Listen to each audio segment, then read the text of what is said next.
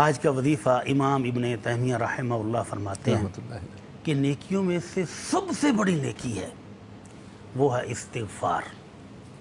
اور وہ کہتے ہیں کہ اگر آپ کو رزق کی کمی کا سامنا ہے، سبحان اللہ، صحت کی کمی کا سامنا ہے، مشکلات میں پھنسے ہوئے ہو، جتنی بھی دنیا کی وبائیں بلائیں آفتیں ہیں تم پر، سب کا علاج استغفار میں موجود ہے.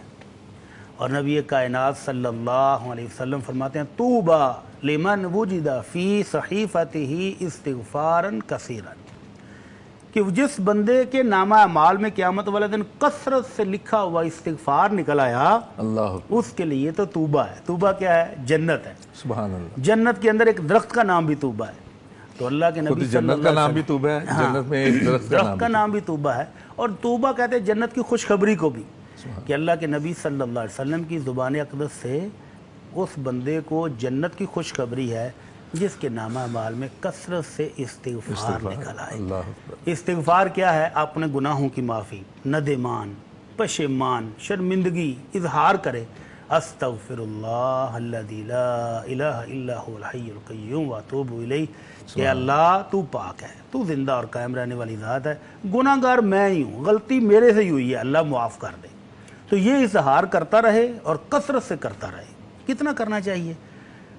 حدیث تو کوئی کہتی خاص ہے، الفاظ تو نہیں ہے، الفاظ تو نبی کائنات صلی اللہ علیہ وسلم کے ایک الفاظ تو یہی ہیں جو میں نے ابھی بیان کی ہے، استغفر اللہ الذی لا الہ الا هو الحی القیوم واتوب الیہ.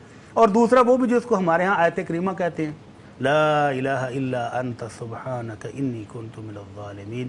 اور تیسرا وہ بھی ہے سید الاستغفار. اور چوتھا اگر مختصر پڑھنا چاہے تو استغفر اللہ، صرف استغفر اللہ بھی کہہ سکتے استغفر اللہ، استغفر اللہ. سبحان اللہ. تو یہ پڑھتا رہے.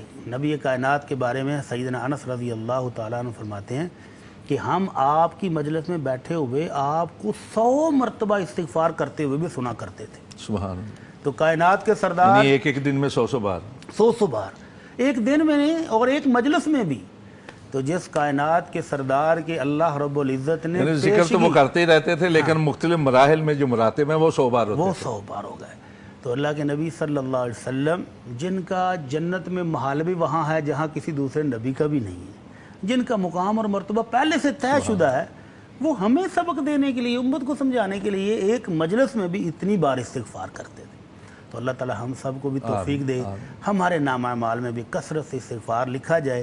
اور ہمارے وہ ناظرین جو ہمیں پوچھتے ہیں جی وظائف بتائیں جی، مجھے نوکری نہیں مل رہی، میرے گھر میں پریشانی ہے جی، میری شادی نہیں ہو رہی جی، مجھے یہ مسئلہ ہے، مجھے یہ مسئلہ ہے، یہ مجھے، تو ان تمام مسائل کا حل کثرت استغفار. سبحان. کثرت استغفار دل سے نکلے ہوئے کلمات اثر رکھتے ہیں. غلطیاں چھوڑ کر، گناہوں کو چھوڑ کر اپنے رب کا ہو جائے اور اس کے بعد استغفار کرے تو انشاءاللہ بند دروازے کھل جاتے ہیں.